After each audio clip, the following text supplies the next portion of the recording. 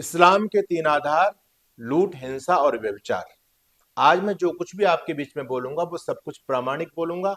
मेरे पास में इस्लाम को मानने वाले लोगों का धर्म ग्रंथ मेरे हाथ में है, जिसको ये कुरान शरीफ बोलते हैं।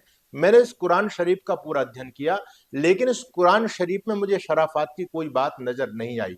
इसमें आगजनी, लूटपाट, व्यभिचार और हिंसा की बातों से ये कुरान पूरी तरह से भरी हुई है। अगर आपको मेरी बातों पर विश्वास ना हो तो आप वर्तमान में बांग्लादेश के घटनाक्रम को देख सकते हैं, या दुनिया में जहां जहां इस्लाम को मानने वाले लोग रह रहे हैं वहां वहां आप देख सकते हैं कि इस विचारधारा को मानने वाले लोगों ने क्या वहां पर शांति स्थापित की है। आज माना तो ये जाता है, पाठ्यक्रम में हमको ये पढ़ाया जाता है, इस्लाम का मतलब पीस, प्रेम, भाईचारा, सद्भाव।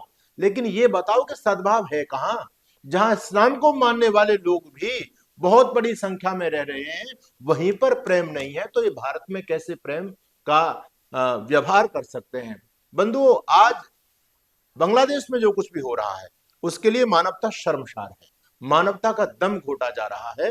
अभी कुछ समय पहले एक मुझे सज्जन मिले और उन्होंने मेरे से कहा कि स्वामी जी, आप हिंदू और मुस्लिम की बात करते हैं, आप आपस में विद्वेष की बात करते हैं, आप झगड़े की बात कराना चाहते हैं। इस समय हमको सभी को प्रेम और भाईचारे से रहना चाहिए। आप जो हिंदू मुस्लिम की बात करते हैं, ऐसा वास्तव में नहीं है। मैं बांग्लादेश में रहता हूं, मेरा वहां कारोबार है, व्यापार है, वहां हिंदू मुस्लिम में कोई ऐसी बात नहीं जैसी आप करते हैं।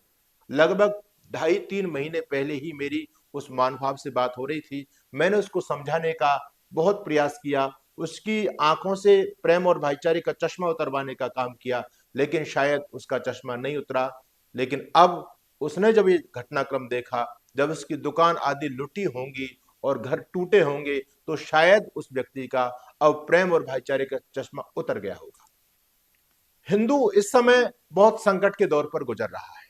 एक एक हिंदू को टारगेट करके समाप्त करना, और न केवल हिंदू को ही समाप्त करना, दुनिया से हर काफिर को मिटाना, ये इस्लाम को मानने वाले लोगों का धर्म है। ये बात इनका ये धर्म ग्रंथ कुरान कहता है कि इस धरती पर एक भी काफिर जिंदा नहीं रहना चाहिए। काफिर का मतलब आप जानते हैं? काफिर का मतलब होता है जो इस कुरान पर विश्वास ना रखे, जो उस पर ईमान ना लाए, जो मोहम्मद को ना माने, जो अल्लाह को ना माने, वो काफिर होता है। और हिंदू समाज कुरान को नहीं मानता, हमारा धर्म ग्रंथ दूसरा है। क्रिश्चियन लोग नहीं मानते, जैन नहीं मानते, बौद्ध नहीं मानते, सिख नहीं मानते। तो इसका मतलब ये सभी काफिर हैं, और एक भी काफिर को धरती पर जिंदा नहीं रहना चाहिए, ये इनका धर्म ग्रंथ कहता है, और उसको लेकर के ये लोग काम कर रहे हैं।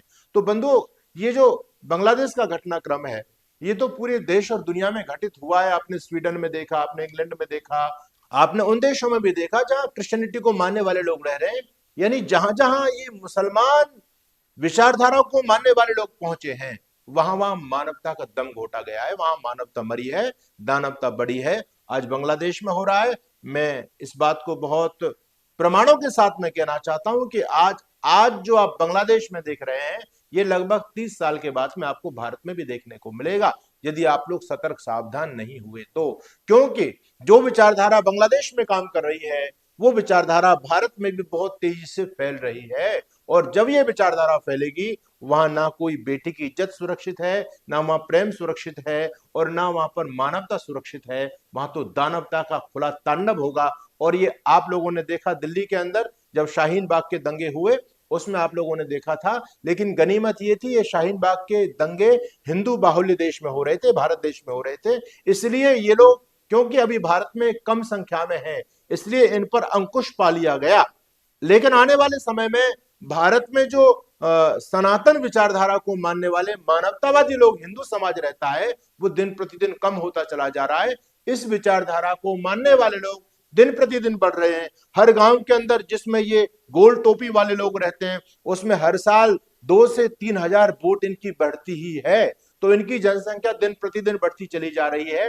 तो आप ये क्यों नहीं कल्पना कर सकते हैं कि आज बांग्लादेश में जो हिंदुओं के मॉल लूटे जा रहे हैं, दुकानें फूंकी जा रही हैं, वहां से हिंदुओं के घरों से झाड़ू तक को, थाली तक को, चम्मच तक को लूट करके ये लोग ले गए। क्या ये आपके भारत में आपके साथ नहीं होगा? आप क्यों अपनी आंखों पर पट्टी बांध करके बैठे हुए हैं? इसलिए आज सतर्क सावधान होने की आवश्यकता है। बांग्लादेश में फंसे हमारे हिंदू भाइयों को मदद करने की आवश्यकता है। ये काम आपका नहीं, ये काम सरकार का है। सरकार ये काम करे जो हमारे भाई, अब थोड़ी बहुत संख्या में दुनिया में हिंदू समाज बचा हुआ है, और मैं हिंदू लोगों से भी कहना चाहता हूं कि अब समय को देखते हुए आप लोगों को सुरक्षित स्थान का चयन करना चाहिए। बांग्लादेश में भले ही चलो माना कि सरकार का कुछ हस्तक्षेप हो, आपकी जान बच जाए, लेकिन फिर भी आप वहां सुरक्षित नहीं है। ये तो इतनी घातक विचारधारा है, कैंसर का रोग है। ये अगर कैंसर शरीर में फैल गया तो मौत निश्चित है। तो इस विचारधारा के लोग जहां फैलेंगे वहां हिंदुत्व कभी भी संभव हो ही नहीं सकता।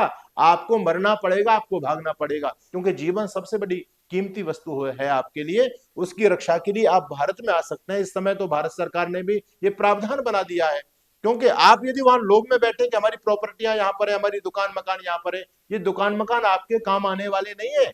ये तो कितने सारे घटनाक्रम देश और दुनिया में घटित हुए हैं, फिर भी आपकी आंखें नहीं खुल पा रही हैं।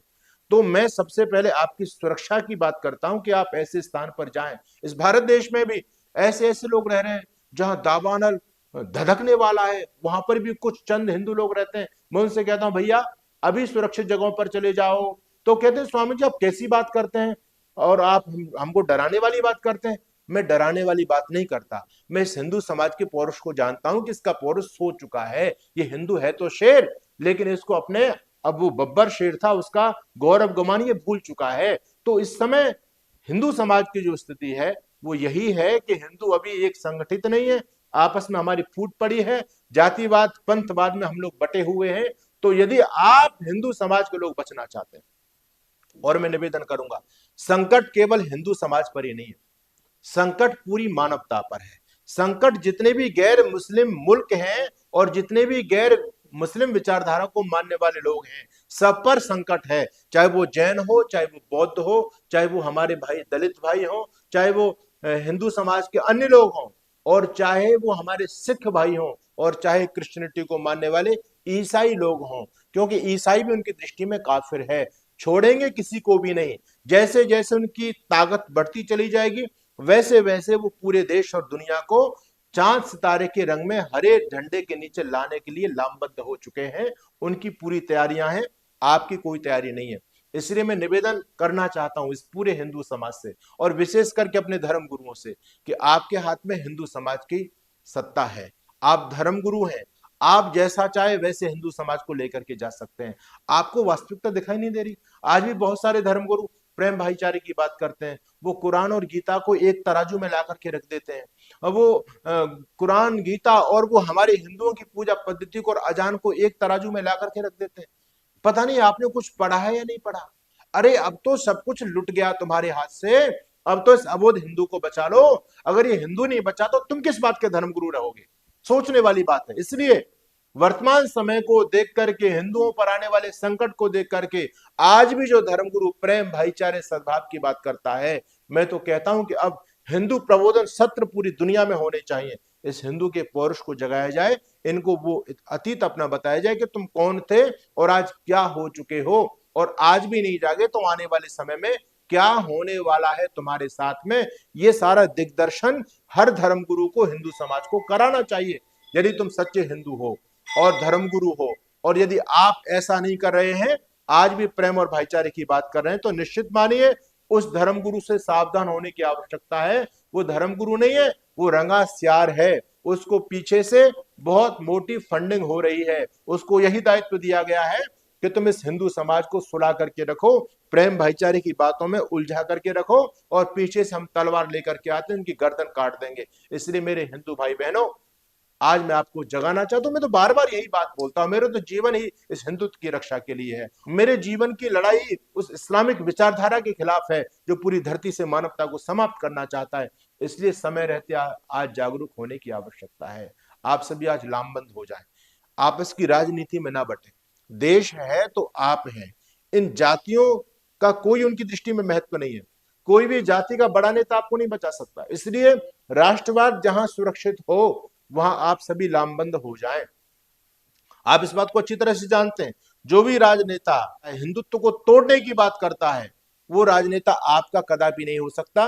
तो आपको भी जाति का चश्मा उतारना पड़ेगा, पंथों का चश्मा उतारना पड़ेगा। जिस समय हिंदू एक हो जाएगा, हम जातिवाद में बटे नहीं रहेंगे। मैं तो कहता हूं जातिवाद की करो विदाई, हिंदू हिंदू भाई भाई। हमको, हमारे भाइयों को, दलितों को हमसे दूर किया जा रहा है। कितना बड़ा षड्यंत्र चल रहा है। इस षड्यंत्र को आप समझिए, नहीं समझ पाए, तो मैं कहता हूं लगभग 30 साल के बाद में आज जो बांग्लादेश में हो रहा है वो आपके भारत में भी होगा। आपके घरों से आपकी बहन बेटियों को खींचा जाएगा, उनकी इज्जत तार तार की जाएगी, आपके संपत्ति का एक एक पैसा आपसे छीना जाएगा, और फिर आपकी बहन बेटियां जब उनकी इज्जत लूटी जाएगी तब आपसे प्रश्न करेंगे और आपसे पूछेंगे कि मेरे दादा मेरे पिता ये बताओ कि तुमने हमको किन जल्लादों के हाथ में सौंप दिया। अरे तुम हमारी रक्षा नहीं कर सकते थे तो तुमने हमको जन्म क्यों दिया? तुम अपने बच्चों को क्या सौंप करके जाना चाहते हो? कल्पना करो आज के 20 साल 30 साल का बाद का भारत क्या होने वाला है। एक तरफ गजबाए हिंद की इस देश में तैयारियां चल रही हैं, एक तरफ सर तन से जुदा के नारे इस देश में चल रहे हैं, इस देश को अनेक प्रकार के टुकड़ों में बांटने की योजनाएं चल रही हैं, अनेक प्रकार की अधार्मिक और राक्षसी प्रवृत्तियां इस देश में सक्रिय हो रही हैं। आजकल ऐसे भी लोग संसद तक पहुंच चुके हैं, संसद की चौखट में प्रवेश कर चुके हैं, जिन पर राष्ट्रद्रोह का केस और मुकदमा लगा हुआ है। जब राष्ट्रद्रोही लोग, हिंदुत्व द्रोही लोग जब संसद में पहुंचेंगे, सांसद बन के पहुंचेंगे, उनके हाथ में पावर होगी, तो आपका क्या देश सुरक्षित रह सकता है? कहने को बहुत कुछ है। इस संकट की घड़ी में हम सभी सनातनी अपने उन भाइयों के साथ हैं। सरकार को इस पर बहुत ही कठोर निर्णय से काम करना चाहिए और अपने हिंदू भाइयों की वहां रक्षा करनी चाहिए बांग्लादेश के अंदर तन मन धन से। और सभी लोगों को, अभी तो सभी ने सरकार के साथ रहने की घोषणा की, सभी विपक्षी दलों ने, और जो ऐसी संकट की घड़ी में राजनीति करेगा और जो सरकार का साथ न दे, ऐसे लोगों से सावधान रहना भी बहुत जरूरी है।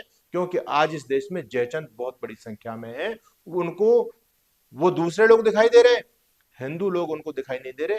हिंदुओं की पीड़ा से उनके कानों में कुछ फर्क नहीं पड़ता, उन लोगों का ख्याल उनको रखना है। तो ऐसे जयचंद राजनेताओं से भी आपको सुरक्षित रहना है। आपका धन्यवाद।